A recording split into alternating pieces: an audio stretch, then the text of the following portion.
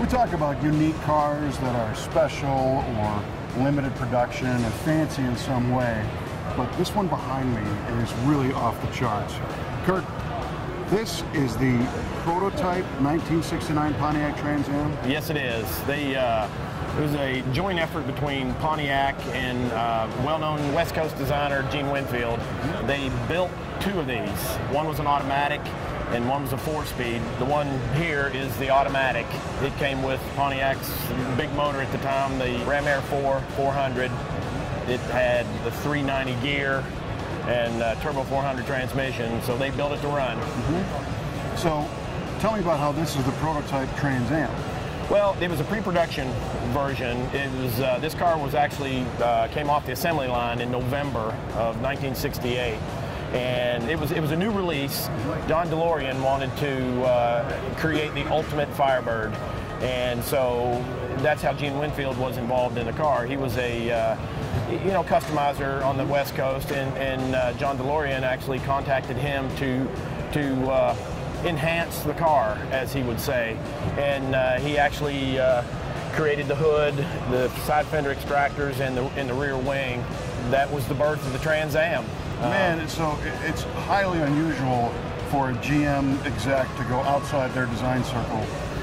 It absolutely was. I don't know if it was the first time or not, but it wasn't normal. They would go, I guess the standard channels were engineering and development and styling departments would come up with these sketches, and it was real interesting when I was talking with Gene about the development and stuff. He still has the original charcoal pencil drawings that he presented to John DeLorean in the boardroom in 1968 as his PowerPoint presentation. It's unbelievable. It is. And it's really cool to see that he was penciling stuff that was like basically production ready. And as I glance at this car, I mean, I see that on the production version, the hood had the two scoops, but there was a fiberglass insert that attached the front. But this is all kind of a one-piece look. Yes, he created that whole entire hood out of a one-piece clay mold. It's actually a fiberglass skin on a steel frame. Okay. So it was skinned over top of steel frame, and the first ones were non-removable scoop inserts. Yeah. But it's very similar to the production version in that style. It's pretty close. I noticed like the edges are a little more crisp. And then the side extractors seem to fit a million times better than the actual factory ones did. Yeah, they fit beautifully. Yeah, and then the rear wing looks to be a little bit taller than the production Trans Am version. I'm not so sure about. I've never really compared side to side, but when we got the thing, it was sagged in the center, and they had to kind of cut it apart and straighten it out. How did this car end up landing here today? I mean, what was its trajectory as a prototype? A lot of those were crushed and destroyed. And the only thing I think that saved this car was Jerry Titus. After it finished the magazine circuit, it was in Hot Rod and Motor Trend and those magazines, it went to Royal Pontiac on the West Coast, not Royal Oaks, Michigan. Jerry Titus was just beginning his racing team, and he went to Pontiac and he bought 5 cars from Royal Pontiac. And his son Rick Titus tells the story that when they went to pick this car up, no one knew, no one owned up to it, but it was wrecked badly in the left front, and the wheel was folded under.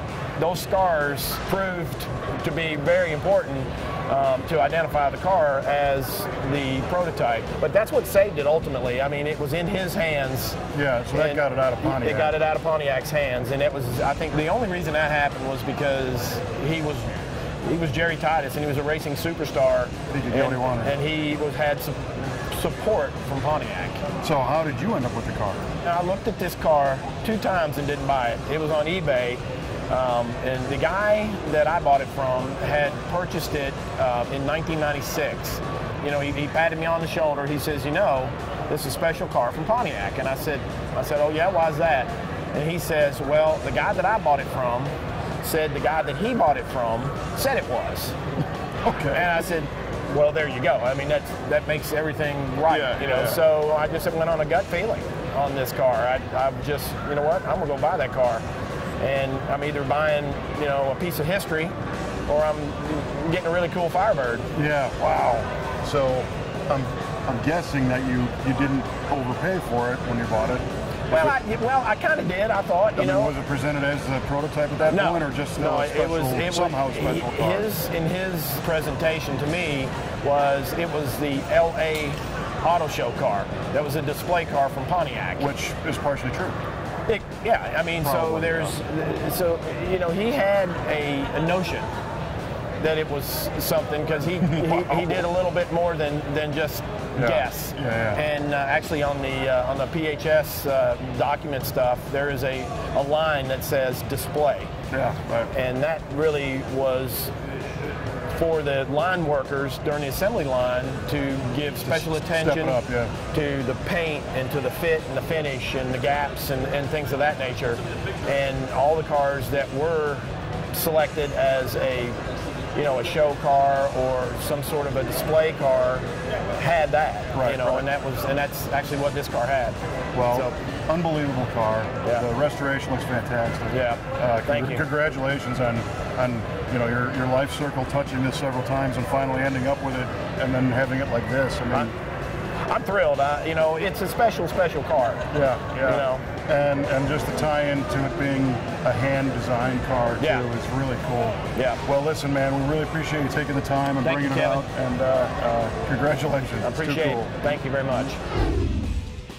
V8TV's coverage of the 2014 Muscle Car and Corvette Nationals is brought to you in part by Reliable Carriers, taking vehicles seriously for over 50 years. Learn more at reliablecarriers.com.